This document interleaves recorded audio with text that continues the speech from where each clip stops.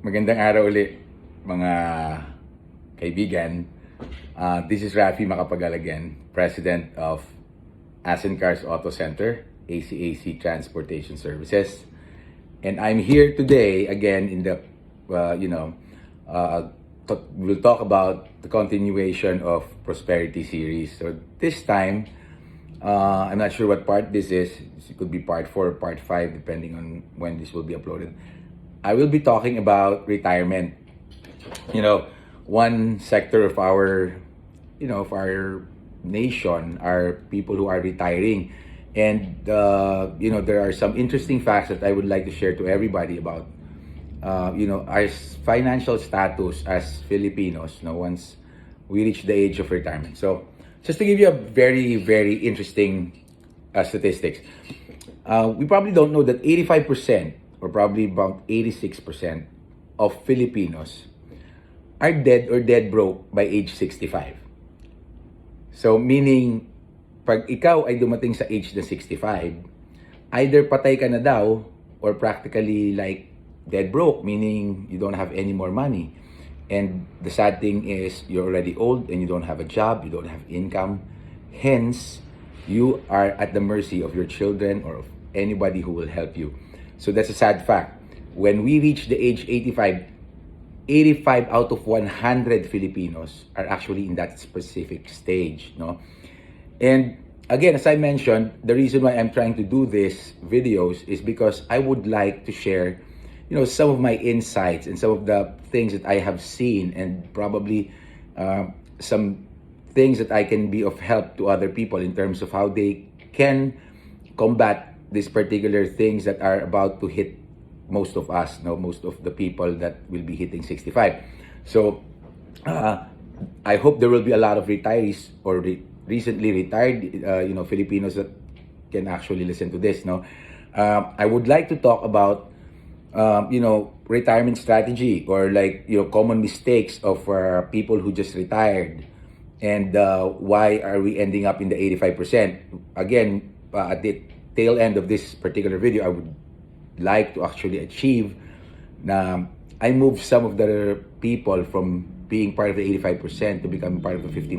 The 15%, about 12 or 11% of those are actually well off, can still live in the next 10, 20 years without any problem. They can live a decent lifestyle, and they can afford medication, they can afford healthcare, and they will probably, be in the hospital and die decently.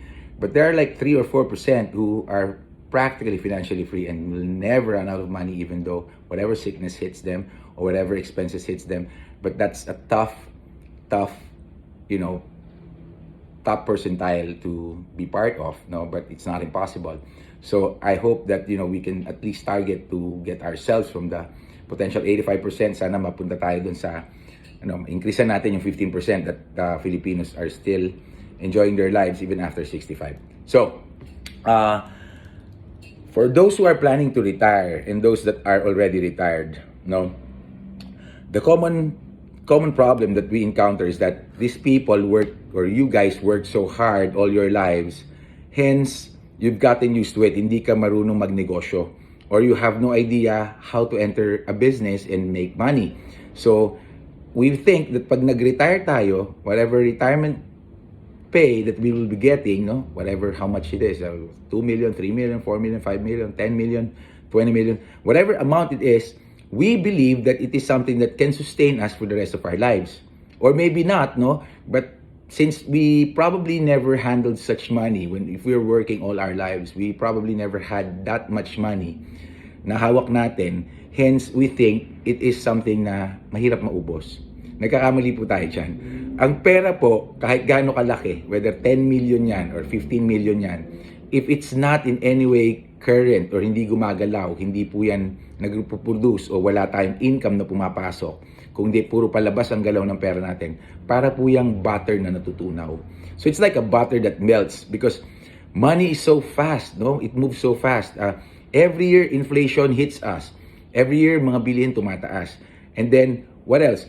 Every year, if we are retired, we tend to at least, tend to have some additional medication or like some additional vitamins that we need to take so that we can remain healthy. So there will be additional expenses each year in terms of our maintenance.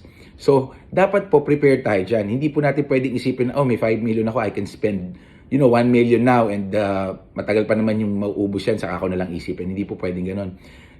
The fact is, if you don't think of how you will actually spend your retirement, you will end up part of the 85%, that you will be dead or dead broke by age 65 or at least 66, 67, 68, or whatever age it is. If you retire at age 60, I guarantee you, if you don't have any passive income, or if you don't have any active income, or if you don't have a steady income coming from your retirement money, then you will end up being dead or dead broke. That's a promise. So now, let me go through this video by informing you na kung problema mo is business acumen, so without kang business acumen, you don't have any business knowledge. No, it's never too late to learn. We have to just really keep our open minds. Another problem is that you find it very hard to understand the legalities of the business, like mag-aayos ka ng business permit, what kind of legal documents do you need to have. You will need also to understand accounting practices, which are practically very, very hard, that you never actually imagine you would want to get into. Now, as I said, lahat ng mga probably fears ninyo or mga ayaw ninyong gawin kaya kayo nag-empleyado all your lives are not something that you're willing to do now that you're retired. Pero if I can show you a way where you can make your money work for you, then absolutely I think it will help you, or it will help us, Filipinos, in terms of how do we make money our servant, or how do we make money for us. Let's take away the fact that all your lives you worked for money. Now it's time to reverse the situation and let money work for you. And to be honest with you, it is not hard. It's not even impossible. So I've done that for most of my life. I have learned to make money as my servant and never money as my master. I never worked for money. I worked because I wanted to really accomplish something, and money is just a reward. And then money that comes to me, I make sure that I invest it, or I put it somewhere that it can come back to me in 10-fold or in 20-fold, or more than what I have invested or what I have spent. So I'd like to share some of the successes that I've had in that. So I probably would want to say na there are some very, very common mistakes na i-encounter ng mga taong nagre-retire, pag new retiree ka, you tend to act or to make decisions that are really, really big tickets. Meaning, the common mistakes, big mistakes that retirees do, I'll enumerate to you. First one is pagkakuha natin ng retirement natin, we actually tend to renovate our houses. Number one. So tell me if it's true or not. If you're a retiree, that's the first thing you've ever thought about, Why? Why do Filipinos think like that? Because Filipinos still think that home or houses are what? Assets. They think that if they have a very beautiful home, which is nice, nice, very beautiful home, is that you can live there comfortably for the rest of your life. The funny thing is, if you have a very comfortable home, ang ganda ng bahay mo, but it doesn't generate you income, and it depletes your wallet, then a time will come, yung beautiful home mo na yan, you will say goodbye. And not only that, you will end up probably broke because there's no money coming into you because you already spent it in that beautiful home of yours. So I have nothing against beautiful houses and beautiful homes. In fact, I love them. But there is always a time for that, provided you know exactly where to spend your money first. First, my advice and my points, like, do not ever spend immediately on home renovation after you retire, because you're depleting your all remaining resources. The only thing that you will ever touch until you establish an income source or like an income stream, yan na yung pinakahuling perang matatanggap mo because wala ka ng trabaho, retired ka na. That means kapag hindi ka nag-create ng income stream, wala nang papasok na pera sa'yo. So be very careful to spend it, be very careful not to just let it go for a home that will never give you, income or any revenue. So that's my advice. Second common mistake, we tend to buy very, very, probably dream cars, no, ng mga empleyado natin, no, not necessarily sports cars, but dream cars. Like, for example, mostly, I just probably got this, sample size that, 70% of Filipinos dream of having an SUV or a Fortuner. So, pag nag-retire yung mga lalaki nating mga kababayan, what they do is that, gustong-gusto ko mag-Fortuner, nakakuha akong 3 million, bibili ako. Nabibili ako 1.5, 1.6 million, 1.7 million, no? Or kung gusto mag-second hand, mga ganun din, pero naka-V ka na. But, does this car bring money to you? No. So, again, this is very dangerous. Bakit? Kasi, again, ito po, pagbili ng kotse na pangarap mo or gusto mo, finally, you work hard for it, sasakyan mo siya, you will only enjoy it for a few years, a couple of years. Why? Because if you did not establish income source, your money is slowly melting away. So, yan, another mistake po yan. Then, number 3 or third mistake, we plan on a grand vacation with our loved ones. Again, I understand that we Filipinos are very closely knitted and we love to spend time with our families. Yes, and I agree with that. And you can probably do that not spending too much. But do not plan a grand vacation where you will all go to the United States or to the United Kingdom or like probably tour of Asia as soon as you get your retirement. No, just sit down, settle down, and get the numbers right. Meaning, mag-compute muna po tayo. The most important thing is that marunong tayo magplano after we receive our retirement fee. Halimbawa po, so let's put a figure there. Let's say, you work hard all your life, probably you'll get 5 million. Or let's say yung pinaka medyo reasonable na mediocre, retirement is about 2 to 3 million, no? So when you get 2 to 3 million, do you know that if you renovate your house, buy a vehicle, and then get a grand vacation, in 6 months' time, you are totally broke. Absolutely nothing will be remaining to you. And then, pagdating ng mga next few months, magkakasakit ka dahil na-stress ka nga, and then wala ka ng panggamot. Then, that is going to cost you so much because your kids who are just starting probably to have their own families or bumubuelo pa lang will have to spend money for your sickness and for your medicine. And, truth be told, although we love all of our elders, probably tayo, kung naranasan na natin to, let's not become the same to our children. Let us, kung pwede pa natin planuhin yung retirement natin para hindi tayo maging pabigat sa ating mga anak, gawin na po natin yan because it's a curse. No, meaning a curse wherein magiging pabigat tayo sa mga anak natin and then later on because tinulungan nila tayo, sila naman po walang matitira sa kanila, hindi makakaangat sa buhay. Ganon din po ang mangyayari, hence it's a cycle. It will become a chain wherein everyone in your family, in every generation, experiences the same. So there's a way for it to break. There's a way for us to break that. Ako, for sure, I've broken that because I have planned well when it comes to my old age na hindi ako magiging pabigat. I will not be financially unstable. I will not be depending on anybody. I would like my kids, my children, my offsprings to live their lives to the fullest, not worrying about me. Siguro, ang pinaka gusto ko na lang is madalaw nila ako kahit na once a month or minsan kung ako'y matanda na. Pero I don't want them to worry about anything that they would probably spend because may sakit na ako or kailangan ko ng mag-aalaga or wala na akong tinitirhan or wala na akong maintenance sa gamot. That is the least that I would want to happen. In fact, I believe that, God has given me the wisdom to take care of that.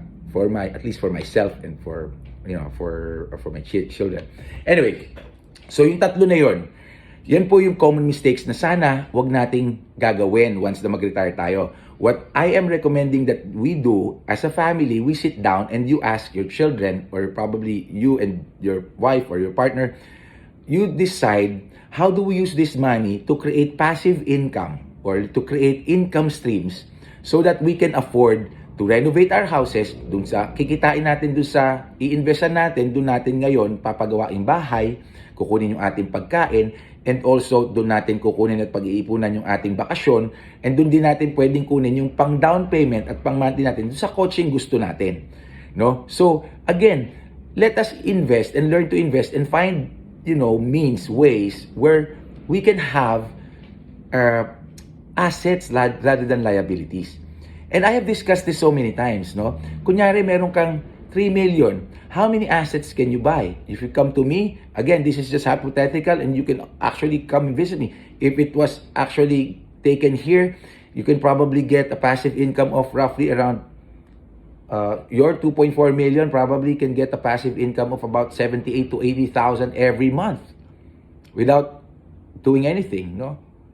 Just by buying assets, which is probably cars that can make you money.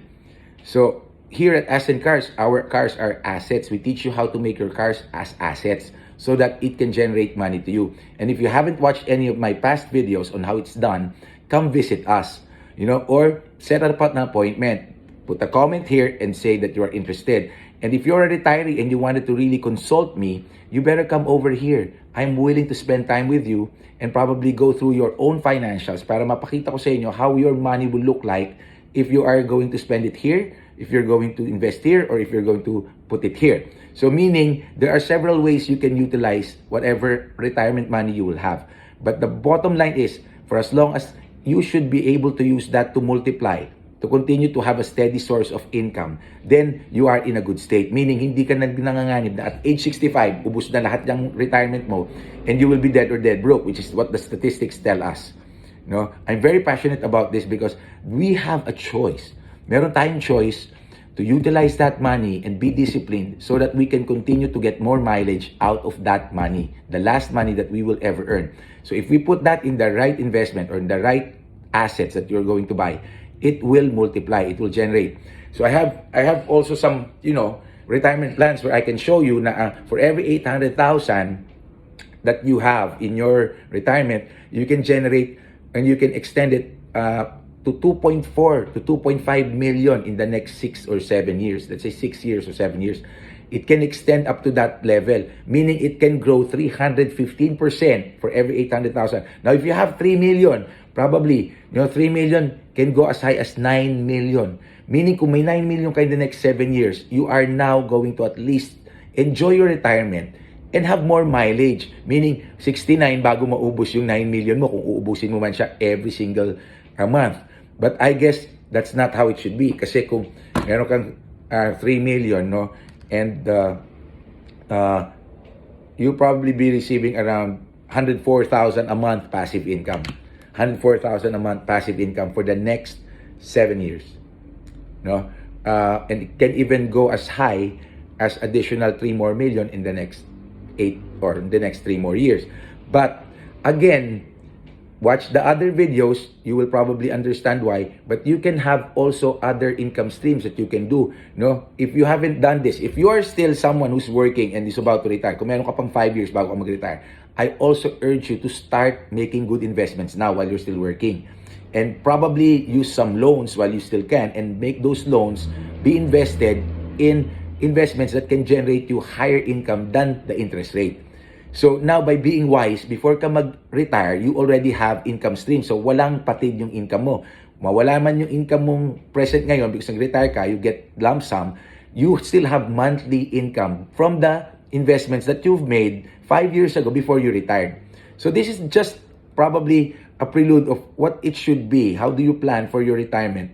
And how do you actually address now that you are retired? How will you keep your money intact so that you will not end up with 85%?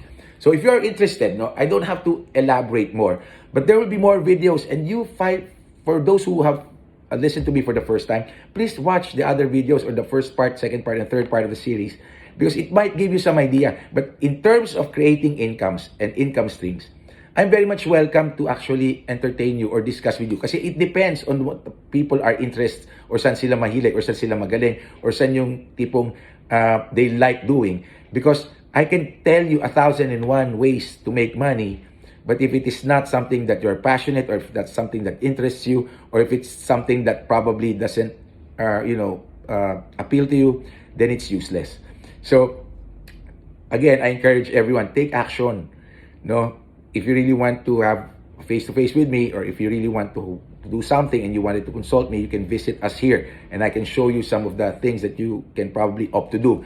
Our address is Ascentcars Auto Center, Block 136, Lot 17, Mindanao Avenue Extension, Casa Milan, Fairview, Quezon City. We are very near Toyota Fairview. May Waze po kami. Just put Waze, Ascentcars Auto Center. No? And you can probably contact me as well or reach me through various cell phones that will be posted or that will actually appear probably in your screen. And probably set up an appointment. Message us here that you wanted to set an appointment. And please respect that appointment. Do not make appointments and not arrive. No? And for that, I'd like to thank so many people who have been very, very warm na visited us or like, have this time with me. I'm very happy that most of you I've met, and that I'm very happy that most of us have cracked jokes and like you spent quality time. And I'm so glad that some of you are already making progress in terms of their financial planning or in terms of improving their financials, because that is definitely going to, extend not only your better years, but also enjoy life to the fullest. Okay? God bless everyone. And I hope you can follow, you can share, and you can like our page. And if you're generous enough, help me achieve 1,000 stars. Thank you.